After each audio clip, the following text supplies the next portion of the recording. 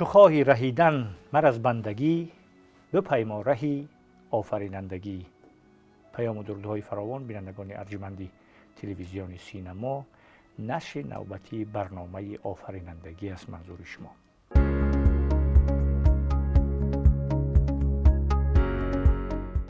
در این برنامه با حضور دانشمند و طبیعتشناس جوان ما، کارمند اکادمی ملی علوم تاجیکستان نامور قربان، یک صحبتی میکنیم در اطراف دوران احیای اروپا، که نامش رنسانس است. دوران احیای اروپا و تشکلیابی دانش‌های علمی. واقعا این گونه موضوع به همین هدف اساسی برنامه ما که آفرینندگی است پیوند ارتباطی پیوسته دارد، چرا که محض سطح بلندی آگاهی‌های اجتماعی و آگاهی‌های فلسفی و آگاهی‌های معرفتی و آگاهی‌های علمی باعث بالاروی سطح دانش بشری شد و همه اون تحولات و دستاوردهایی که در 300 سال اخیر در جهان اتفاق افتادن همشون محصولی همین دوران احیا بودند. بنابراین ما هم تمرکز میکنیم به همین دوران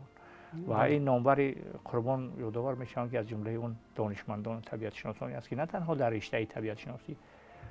تحصیلات انجام داده است، تحقیقات، بلکه در رشته علم‌های گومانیتری هم زیاد مطالعه کرده است، مقالات زیادی هم نوشته است. بنابراین از این فرصت و از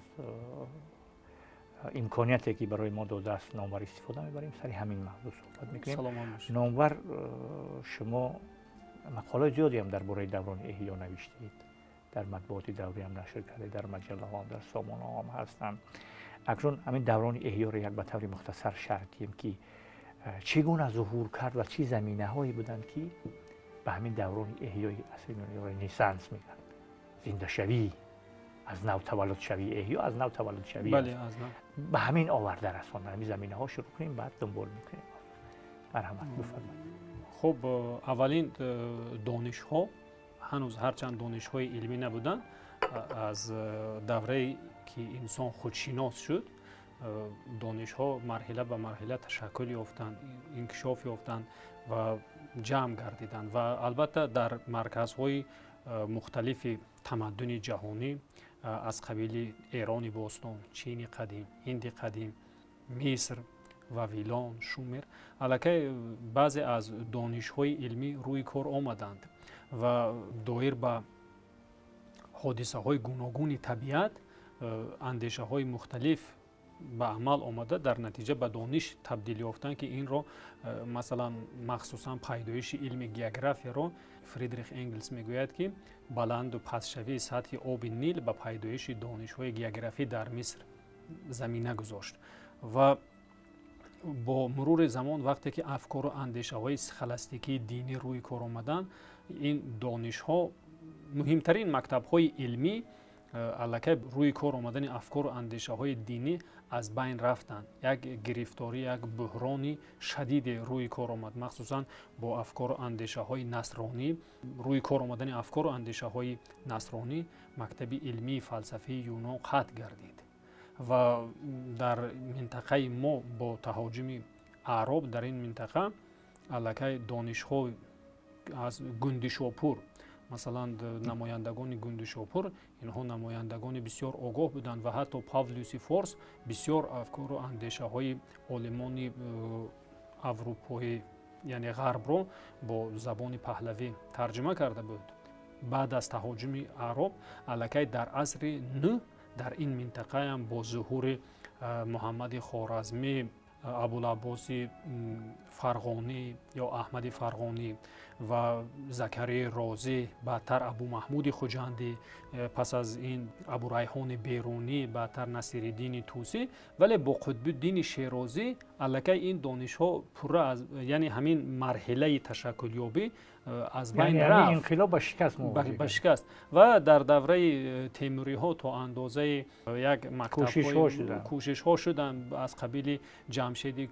کاشانی، علی قوشچی و گیلانی و دیگرها، ولی تا دوره معارف پروریه باز یک بحران دیگر روی کار آمد. اروپا نیز به همین شکست در عصرهای میانه مواجه گردید. аллакай дар аврупо ки аллакай дар онҷа сафарҳои гирди оламӣ яъне сайёҳатҳо рӯи кор омада буданд аз қабили сайёҳати гирди оламӣ Фернандо Магеллан, Христофор Колумб, Америко Веспуччи ва ҳоказо аллакай инҳо ба тиҷорат рӯй оварданд ва муносибатҳои иқтисодӣ ба амал омаданд. Аллакай дар он марҳила дигар ба он андешаҳои схоластикӣ ва якқутбии динӣ намешуд ки ин муносибатҳоро бароварда кард ва эҳёи Аврупо пеш аз ҳама дар санъат, дар наққошӣ, дар тасвиргароӣ, дар ҳайкалтарошӣ рӯи кор омад ва инро Ҷорҷо Базали дар Италия ташаккул ёфт ва баъдтар ба марказҳои аврупои марказию шимолӣ кӯчид.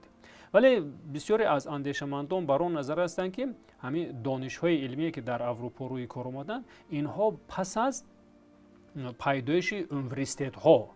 яъне мафҳуми университет аз донишгоҳ албатта фарқ дорад. Донишгоҳ ин ҷойгоҳе ҳаст ки ду калимаи сифр тоҷикӣ дониш ва гоҳ ё ҷой. Университет ин намояндагони касбу кори як соҳа ки дар як ҷо ҷамъ меомаданд, масалан университети чӯбкорон ё университети оҳангарон ва бисёре аз ин донишмандон аллакай дар ин ҷо бештар дарсҳои динӣ мегузаштанд ва чунки дар ин ҷо калисою рӯҳоният ки қудрати бештар дошт ва дар он ҷо факултаю кафедраҳои бартариро намояндагони дин доштанд, рӯҳонияти католикӣ дошт ва аллакай дар ин ҷо нахустин донишгоҳҳо дар Болония ва баъдтар дар Вена, Берлин, Оксфорд, Кембриҷ ва оҳиста оҳиста кушода шуданд ва бисёре аз намояндагони гурӯҳи дигар мегӯянд ки бештар донишҳо дар заминаи он таҳқиқоте рӯи кор омаданд ки олимон дар алоҳидагӣ кор карданд. Масалан Галилео Галилей як муддат дарс гуфт ва ба хотире ки ин андешаи донишҷӯёнро вайрон мекунад, онҳоро бероҳа мекунад, аз донишгоҳ ронда шуд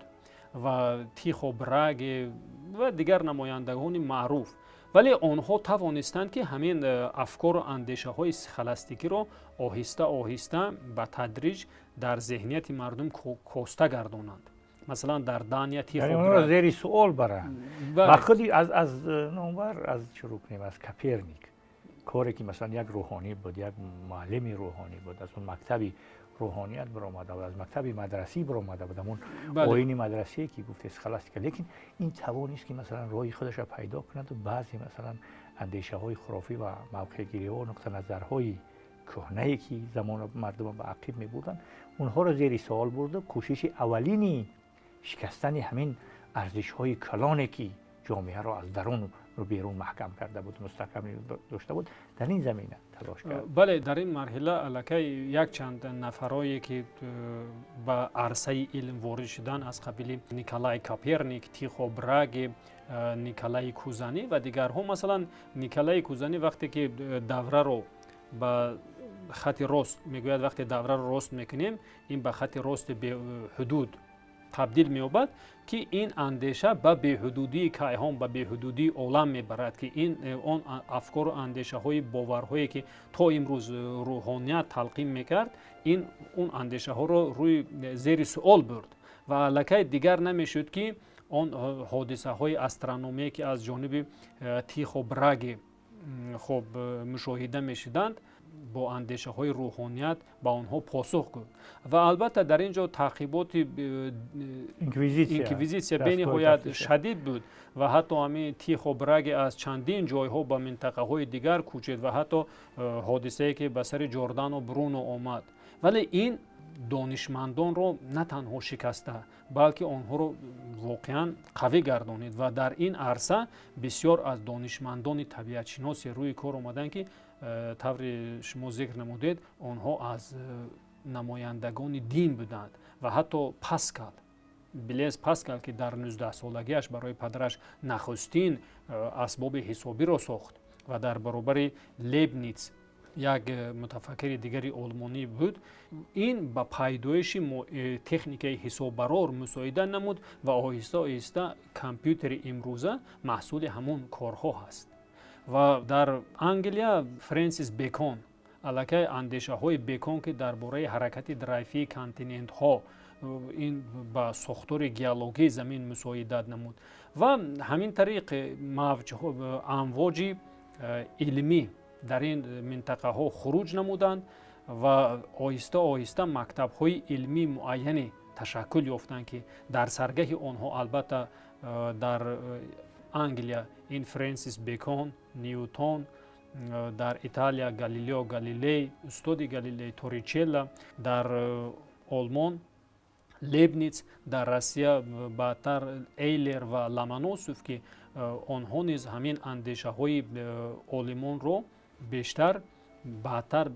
بعد از آمدن پیوتر یک کوچاندن و حتی ساختار اکادمی را که عالم نداشتند حتی ایلر رو از شویتزاریا دعوت کردند. یعنی اینها مرحله های بودند که مرحله به مرحله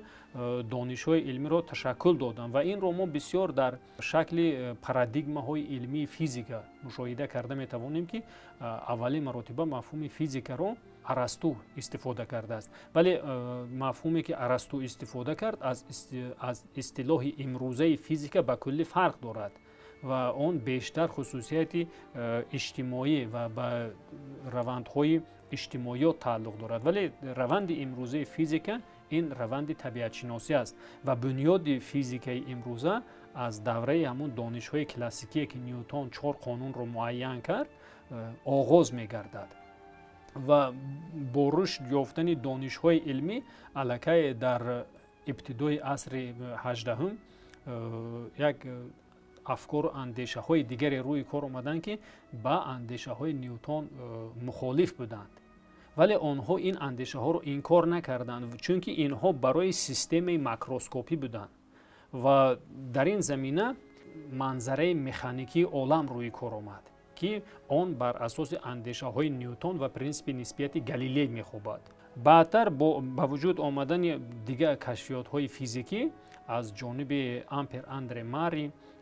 جیمز کلارک ماکسول، گیورگ اوم و دیگرها منظره الکترودینامیکی عالم روی کار آمد و وقتی که علاقه در انتهای عصر 19 دانش ها تا به اتم رسیدند که تا اون زمان همه اتم رو ذره تقسیم نشونده گمان میکرد به اتم رسیدند و اولین ذره تقسیم شوی اتم در سال 1897 آشکار شد. علاقه در اینجا با مرحله دیگری علمی کشوده شد که این رو منظره کوانتی ریلیتیویستی عالم میگوید که این در ابتدای عصر 20 به نهایت یک باره اوج گرفت و در اینجا یک علم دیگر با نام مکانیکا پیدا شد و در تمام علم های دیگر نیز همین گونه مرحله ها رو مشاهده کردن. این همین زمینه هایی که شما گفتید که مثلا از اون قدیم آمده مهمتر از همه تجربه، علم های تجربی که بر اساس تجربه ها و مشاهده ها و اینها روی کار آمدن، اینها دیوار بزرگ خرافات و تعصب و اون مثلا خشکندشی مذهبی که خیلی سخت بود در عصرهای میانه، مثلا در خود اروپا همون دستگاه اینکویزیسیون یا تفتیش عقاید که خیلی با سخت‌ترین شیوه مردم رو جزا میداد، دانشمندان رو جزا میداد و همون جردن و برونه که میگورن آتش زدن، کاپرنیک مثلا خود گالیلیو هم توبه دادن، لیکن اینها عقب نشینی نکردن، پیشتر رفتن تا که زمان با اون مثلا علوم تجربی و امکانات های تجربی و مشاهده هایی که کردن مثلا از طریق او تجربه و علم های تجربی و دانش های خودشون، این به مرحله دیگری ظهوری معارف پروری فرانسوی آورده رسوند که مثلا والتر و دیدرا و مونتسکیو و ژاک روسو و اینا به میدان علم و دانش آمدن که او دانش های تجربی اینها را با دانش های جمعیت شناسی و جامعه شناختی و فرهنگ شناسی و فلسفی در یک جایگی با یک کامپلکس دانش ها تبدیل داده و مبارزه رو و مقابل این گروه هایی که یک عمر مردم را در حالت فقر و ناتوانی فکری و اندیشه و نگاه داشتن به مقابل اونا برآمدن و یک انقلاب جدی رو با وجود آوردن که اون مثلا فیزیکای کوانتیک، اون مثلا ریلاتیویسم و اون نویگری هایی که در علم با وجود آمد و دوره نوی مدرنی علم با وجود آمد، همش زمینه همین دوره احیا بود. زمینش همون کاپرنیک بود، زمینش نیوتن بود، زمینش لیبنیز بود، زمینش درست است اون نفرایی که نامبر کرده اونها بودن. و در مجموع انا همین شکلگیری دانش علمی در همون دوره احیا با وجود آورده شد و اون توانست که آهسته آهسته به طور تدریجی پایه‌های قصری محتشمی خرافات و تعصب و روحانیت را سست و ضعیف کند و سرانجام در عصر 20 از میان بردارد. اون حرکت‌هایی که مثلا در آخرام و مقابل داروین هم شد، اونها هم از بین نرفتن و این روز همون اون خوشکندشی در قالب‌های نو ظهور کرده است. بنابراین آموزش زمانی احیا، مخصوصا اون ابتکاراتی که کاپرنیک انجام داد، گالیلئو انجام داد، جردانو برونو انجام داد و معارف پرورهای فرانسوی انجام دادن، اونها رو انکشاف باید داد. و اکنون در سطح شرایط امروزه ما به نظر شما ما باید چیکار کنیم که همین علم‌های تجربی که از علم‌های طبیعت شناسی برمی آیند و اینها مساعدت کننده به علم‌های جامعه شناسی هستند و فلسفه و علم‌های جامعه شناسی، چیکار کنیم که همین سطحش بالا رود و سطح مهمتر از همه جهان شناسی همین قشری طبیعت شناسی ما بالا رود. چون که اگر اینها هم جهان شناسی فلسفی نداشته باشند، با اون لابراتوار یا با اون علوم تجربیشون هم نمیتوانند که به پیش روند و نمیتوانند که این قصری محتشمی که باز نو ظهور میکنند خوشکندشی، اینا توانیم که به لرزه بیاریم. بله کاملا حق و جانب شماست. و وقتی از علاقه از اون در دوره پس از احیایی بیشتر دانش‌های متماتیکی روی کار آمده بودند و بسیاری از دانشمندان که معروف هستند در این عرصه دانشمندان ساحه متماتیک هستند و آنها با حساب و کتاب‌ها بیشتر شرایط مهیا می‌کردند، مشغول می‌شدند. و در برابر این دیگر نمایندگان علمی هستند که با پیوسته به همین علم‌های طبیعت شناسی مشغول شدند و اینها را تشکل دادند و حتی مثلا زمانی که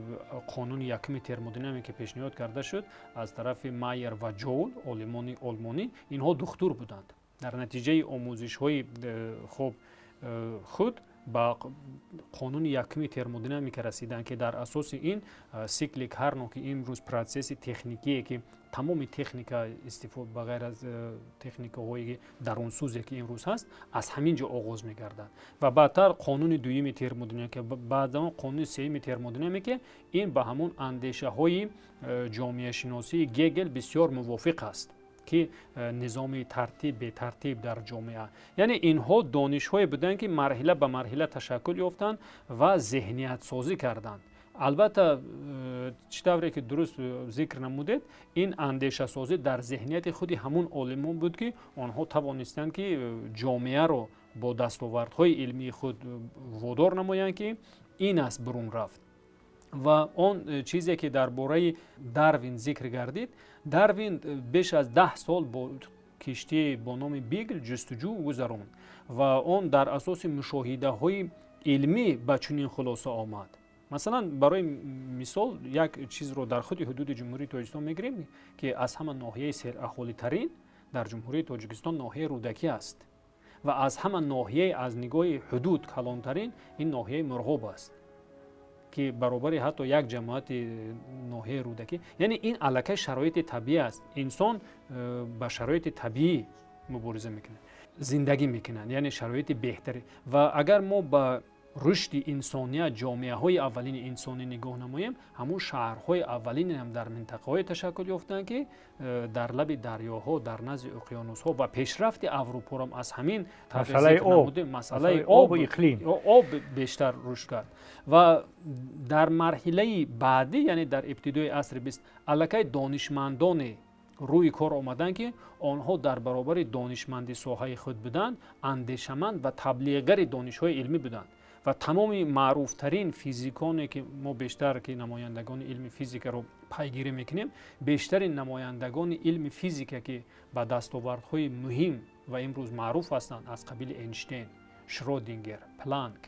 گیزنبرگ، پاولی، اینها بیشتر سخندان نیز بودند و توسط مطبوعات دوره نه تنها ژورنال‌های علمی، چون ژورنال‌های علمی دایره محدود می‌خواند، آنها بیشتر توسط مطبوعات دوره اندیشه‌های علمی خود را پیشنهاد می‌کردند، پیشنهاد عامه می‌گرداندند و حتی یکی از معروف‌ترین فیزیکان شوروی لیو لانداو کاپیتسا که اینها برنامه‌های مخصوصی تلویزیونی داشتند که در ذهنیت سازی جامعه نقش می‌بازیدند. چون که در ذهن خود اینها همین گونه اندیشه ها بود و حتی لانداو این اساسگذار فیزیکی نظریوی در شوروی است که سالهای زندگی اونقدر دور نیست، 1904 1968 زندگی کرده است. یعنی در شرایط امروزه که باز همون کهنه پرستی و با کاه نو با دادن که روی کار آمده است، این از آن عالمان و دانشمندان را بیشتر به آن باید وادار نماید که آنها در برابر کارهای تجربی خود اینچنین از ادبیات بدیهی استفاده نمایند، چون که یکی از مهمترین جنبه هایی که در مکتب ها باید تعلیم داده شود این توسط افکار اندیشه های بدیهی بیان کردنی اندیشه های علمی است که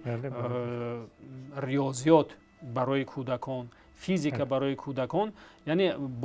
با شعر با همون حادثه های طبیعی را انعکاس کردن در کار که تا در ذهنیت کودکان جای گیرد. بنابراین با همین وسیله می توانیم که ما در افکار اندیشه جامعه یک اندیشه سازی و یک نوآوری های علمی رو پیشنهاد نماییم. یعنی اندیشه علمی رو، اندیشه منطقی رو همگانی کنیم و هدف همین زمان احیا هم، دوران احیا هم یک بار دیگه تاکید میکنم که هدفش همین مسئله اساسیش دانش برای هر یک نفر، تلقین شو همین بود که دانش برای هر یک نفر و آزادی و استقلال فکری و اندیشوی مهیا کردن. یعنی تا استقلال فکری نیابد، تا پیش از این دانش نگیرد،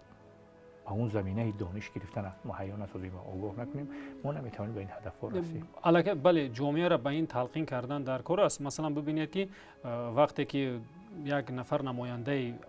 احیای اروپا گفت دانش این قوه است، بکن،